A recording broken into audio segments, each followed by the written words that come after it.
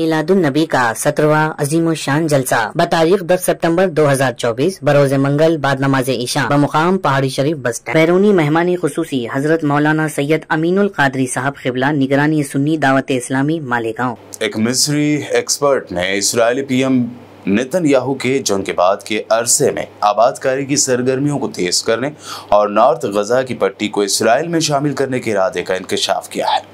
Egyptian فوجی major general Mahmood کبیر، جو تصویراتی ماہر اور کمانڈ اینڈ اسٹاف کالج کے ایڈوائزر ہیں، انہوں نے کہا کہ اسرائیل اس وقت شمالی غزہ کی پٹی پر نیٹساریم کوریڈور تک اپنے کنٹرول کو مکمل کرنے اور اس علاقے کو بتدریج آباد کرنے اور اسرائیل کے ساتھ ملانے کی کوشش کر رہا ہے۔ ساؤتھ غزہ کی پٹی میں اسرائیلی ایئر فورس کا ایک ہیلی کاپٹر گر کر تباہ ہونے سے 2 فوجی ہلاک اور متعدد زخمی ہو گئے۔ اسرائیلی فوج نے اسے حادثہ قرار دیا ہے، تاہم تحقیقات جاری ہیں۔ ہلاک ہونے والوں کا نام اسرائیلی ڈیفنس فورسز نے سارجنٹ تل ابیب سے تعلق رکھنے والے 37 سالہ میجر ڈینیل ایلوش اور سارجنٹ وہیں نیس حریم سے تعلق رکھنے والے 38 سالہ میجر ریٹائرڈ ٹام ایش شلوم بتائے ہیں۔ رات 12:30 بجے کے قریب رفح میں اسرائیلی فوج کے کیمپ کے اندر آخری لینڈنگ کے مرحلے کے دوران ہیلی کاپٹر صحیح طریقے سے لینڈ کرنے کے بجائے زمین سے ٹکرا گیا۔ حادثے میں 2 فوجی مارے گئے اور دیگر 8 کو اسپتالوں میں لے جایا گیا ہے۔ فائٹر انجینئر بھی شامل ہیں زخمیوں میں، جو رفح میں لڑائی کے دوران زخمی ہوا تھا۔ اس دوران سوشل میڈیا پر ایک ویڈیو گردش کر رہی ہے جس میں ایک ہیلی کاپٹر کو آگ لگی ہوئی ہے اور وہ نیچے گرتا ہوا دکھایا جا رہا ہے۔ لوگ اسے اس واقعے سے جوڑ رہے ہیں۔ فلسطین کے مقبوضہ مغربی کنارے میں فلسطینی ٹرک ڈرائیور نے ایک اسرائیلی فوجی کو رون ڈالا۔ اسرائیلی فوج نے ایک بیان میں تصدیق کی ہے کہ ایک فوجی مقبوضہ مغربی کنارے میں ڈیوٹی کے دوران ٹرک کے حملے میں مارا گیا۔ بیان میں کہا گیا ہے کہ مشتبہ حملہ ور کو اسرائیلی فورسز نے رملہ کے نارتھ میں واقع یہودی بستی گیوت اساف کے قریب مار ڈالا۔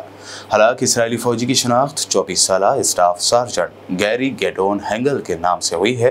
فلسطینی میڈیا کے مطابق حملے میں ملوث فلسطینی کی شناخت حائل عیسیٰ ضیف اللہ کے نام سے کی گئی، جس کا تعلق رملہ سے بتایا گیا ہے۔ غزہ میں بدھ کی رات گئے اسرائیلی فضائی حملوں نے بے گھر فلسطینیوں نے پناہ لیے ہوئے اقوام متحدہ کے ایک اسکول کو اور 2 گھروں کو نشانہ بنایا۔ حکام کے مطابق ان حملوں میں کم از کم 34 افراد ہلاک ہو گئے، جن میں 19 خواتین اور بچے بھی شامل ہیں۔ سب سے مہلک حملہ بدھ کی سپہر وسطی غزہ کے نصیرات پناہ گزین کیمپ میں اقوام متحدہ کے الجونی پریپریٹری بوائز اسکول پر ہوا، جس میں 14 افراد ہلاک اور کم سے کم 18 زخمی ہوئے۔